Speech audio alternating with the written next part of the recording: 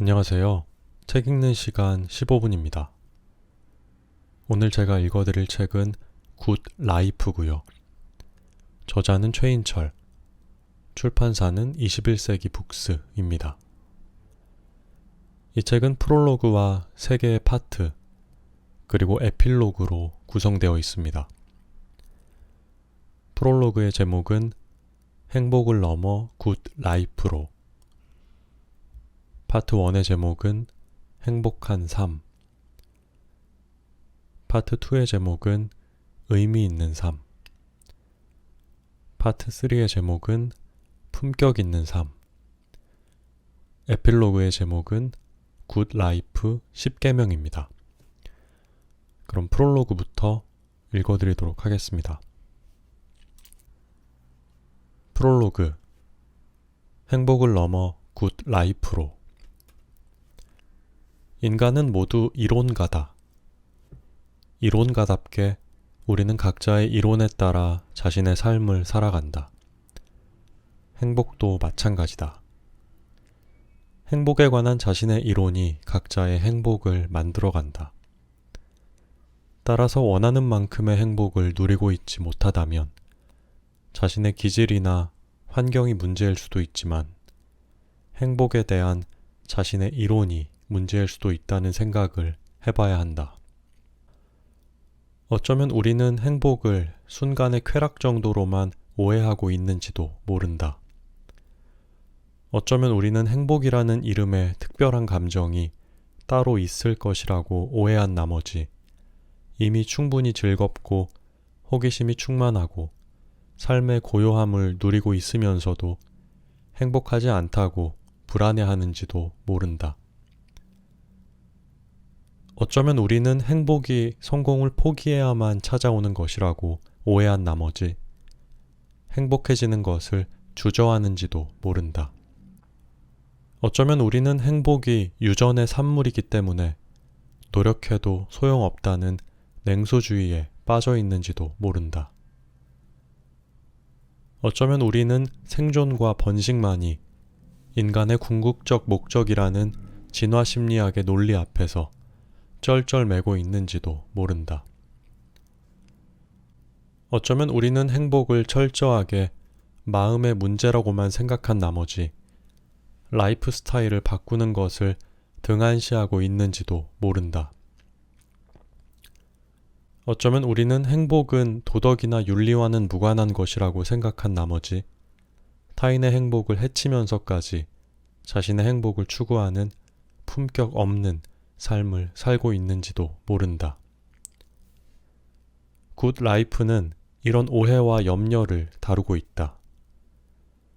굿 라이프가 행복에 관한 모든 문제에 정답을 줄 수는 없지만 적어도 행복에 대한 균형 감각은 제공해 줄 수 있으리라 기대한다. 행복에 관한 책이면서도 제목을 굿 라이프라고 정한 이유는 행복을 순간의 기분으로만 이해하는 경향성을 바로잡기 위해서다. 행복은 순간의 기분이기도 하지만 동시에 삶의 행복이기도 하다. 좋은 음식이 좋은 맛 이상의 것인 것처럼 삶의 행복은 순간의 행복 이상의 것이다. 행복이 좋은 기분과 좋은 삶이라는 두 가지 의미를 모두 가지고 있음에도 불구하고 현대인들은 좋은 기분으로서의 행복만을 추구하는 경향이 있다. 그래서 좋은 삶으로서의 행복까지 균형 있게 생각할 필요가 있음을 강조하기 위해 책의 제목을 의도적으로 굿 라이프로 정했다. 굿 라이프, 즉 좋은 삶으로서의 행복은 좋은 기분과 함께 삶의 의미와 목적, 그리고 삶을 향한 품격 있는 자세와 태도까지 포함한다. 굿 라이프는 순간의 행복과 삶 전체의 행복, 즐거움의 행복과 의미의 행복, 자신의 행복과 타인의 행복 사이의 균형을 강조할 것이다. 이를 위해 행복한 삶, 의미 있는 삶, 품격 있는 삶의 총 3개의 부로 이 책을 구성했다. 일부 행복한 삶에서는 행복에 대한 다양한 오해를 푸는데 많은 지면을 할애했다. 특히 그 오해들은 행복이라는 한자의 한계와 연결시켜 설명하려고 노력했다. 우연과 복이라는 낱말의 조합인 행복이라는 한자는 행복의 본질을 지칭하기보다는 행복을 경험하게 하는 사건들의 특성을 지칭한다. 따라서 행복 자체와 행복의 조건을 혼동하는 것에서부터 행복이라는 이름이 붙은 단 하나의 감정이 따로 존재할 것이라는 오해에 이르기까지 다양한 오해를 불러일으킨다. 일부에서는 그런 오해를 해소할 수 있는 행복에 대한 새로운 관점을 제시하고자 한다.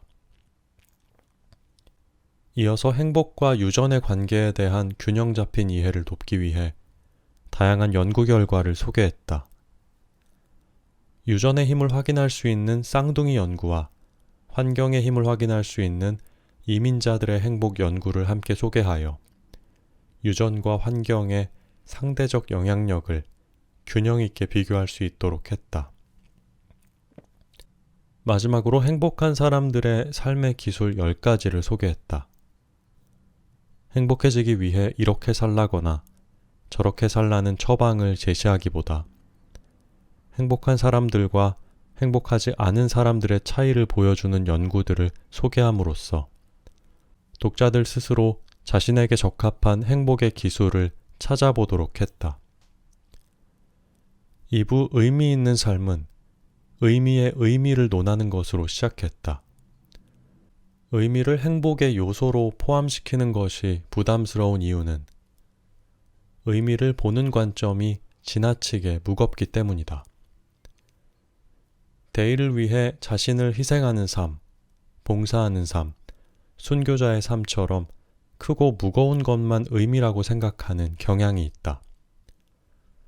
그러나 의미에는 작고 가벼운 의미도 존재한다. 아이에게 한글을 가르치는 것, 기념일을 챙기는 것, 식물을 키우는 것처럼 우리 주변과 일상을 채우고 있는 지극히 일상적인 의미들이다. 우리가 의미의 일상성 혹은 의미의 평범성을 인정하게 되면 의미를 행복의 축으로 자연스럽게 받아들이게 될 것이다. 다음으로 의미와 쾌락의 차이를 규명한 연구들을 소개하고자 했다. 의미와 쾌락은 서로 밀접하게 관련되어 있지만 둘 사이에는 미묘하면서도 매우 근본적인 차이들이 존재한다. 예를 들어, 쾌락은 생물학적이고 의미는 문화적이다. 쾌락은 현재에 집중할 때 경험되고 의미는 과거와 현재와 미래를 통합하는 과정에서 발견된다. 나이가 들면 쾌락보다 의미가 중요해진다. 의미와 쾌락의 이러한 차이를 보여주는 다양한 연구를 통해 의미와 쾌락의 균형 잡힌 삶을 상상해보는 기회가 되었으면 좋겠다. 3부 품격 있는 삶에서는 행복해지기 위한 수단으로서가 아니라 그 자체로서 인간의 품격을 보여주는 태도와 자세를 소개하고자 했다. 특히 타인의 행복을 해치면서까지 자신의 행복을 추구하는 것은 결코 정당화될 수 없다는 전제를 가지고 타인의 행복을 추구하는 삶이 곧 품격 있는 삶이라는 이야기를 담았다. 이를 위해 품격 있는 사람의 10가지 특징을 소개했다. 저자가 수행한 연구뿐 아니라 세계 유수의 연구팀에서 축적해온 심리학 연구의 결과가 이 특징들을 제시하는 기초가 되었다. 결론적으로 굿 라이프의 메시지는 균형과 확장이다. 재미와 의미, 순간과 삶, 유전과 환경, 성공과 행복, 현재와 미래, 자기 행복과 타인의 행복에 대한 균형 잡힌 시각을 갖는 것이 중요하다. 행복에 대한 유연하고 확장된 인식을 갖는 것도 중요하다. 아이스크림을 먹을 때의 즐거움뿐만 아니라 아름다운 풍경과 맞닥뜨렸을 때의 영감과 경외감, 좋아하는 대상에 대한 골똘한 관심도 행복이라는 것을 알게 되면 행복에 이르는 길이 하나가 아님을 알게 된다. 자기 희생을 요구하는 무거운 의미뿐만 아니라 어린아이와 함께 야구장에 가는 것과 같은 가벼운 의미도 의미임을 아는 것 역시 의식의 확장을 가져다 준다. 균형과 확장이 가져다 주는 의식의 자유로움을 통해 우리 모두 지금보다 조금 더 행복해지기를 기원한다. 파트 1. 행복한 삶. 우리가 추구하는 많은 좋은 것 중에 행복처럼 갈망의 대상이면서 동시에 경계와 의심의 대상이 되고 있는 것도 드물다. 우정, 정의, 사랑, 자유, 평화, 창의성. 이 중 그 어떤 것도 행복만큼은 경계의 대상이 되지 않는다.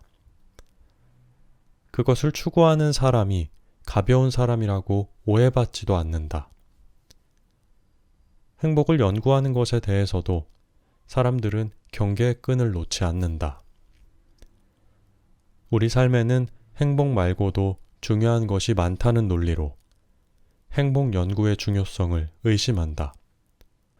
정의나 자유나 창의성에 대한 연구를 그것 말고도 중요한 것이 많다는 이유로 폄하하는 경우는 거의 없다. 사실상 우리가 연구하는 모든 주제에 대해서 우리 삶에는 그것 말고도 중요한 것이 많다는 논리를 적용할 수 있지만 왜 유독 행복에 대해서만 그 논리를 적용할까? 그리고 왜 그런 논리를 제기하는 사람을 지적이고 합리적인 사람이라고 치켜세울까? 행복에 대한 경계는 진화론적 관점을 만나면서 절정에 이른다. 행복은 생존과 번식을 위한 수단일 뿐이며 인간의 궁극적 목적이 될 수 없다고 진화심리학은 주장한다. 진화론에서는 생존과 번식이 궁극의 목표이고 그것을 제외한 그 어떤 것도 수단에 지나지 않는다. 그럼에도 불구하고 진화심리학자들은 정의와 자유와 진리와 창의성에 대해서는 그것이 생존과 번식을 위한 수단일 뿐 인간의 궁극적 목표가 될 수 없다는 논리로 중요성을 깎아내리지 않는다. 많은 개인과 기업과 국가가 창의성을 위해 많은 돈과 시간과 노력을 쏟아붓고 있지만 그것이 인생의 궁극적 목표가 아니라거나 그것 말고도 중요한 것들이 있다는 이유로 의심의 눈초리를 보내지 않는다. 어쩌다 행복은 이런 경계와 의심의 거의 유일한 대상이 되었을까? 이런 경계심에 편승하여 행복에 대한 반감이 공개적으로 표현되기 시작했다. 저는 행복을 추구하기보다는 주어진 삶에 만족하고 싶어요. 저는 행복보다는 삶의 고요를 누리고 싶어요. 라는 논리적으로 맞지 않는 말들이 유행하기 시작한 것이다. 이 말들은 저는 도형은 싫어하지만 삼각형은 좋아해요. 라는 말처럼 모순되는 말이다. 저는 우정을 추구하기보다는 친구를 신뢰하고 싶어요. 저는 창의성을 추구하기보다는 전에 없던 것들을 만들고 싶어요. 라는 말처럼 난센스다. 삶에 대한 만족 자체가 행복의 중요한 요소이고 삶의 고요를 경험하는 상태가 행복한 상태임에도 불구하고 사람들은 이들이 마치 서로 다른 것인 양 생각하고 행복을 경계하기 시작한 것이다. 심지어 일부 사람들은 너무 행복할까봐 걱정한다. 너무 행복하면 오히려 불행이 찾아올지 모른다는 염려, 너무 많은 행복은 사람을 망친다는 불안 등 행복을 해치는 것에 대한 두려움이 커지고 있다.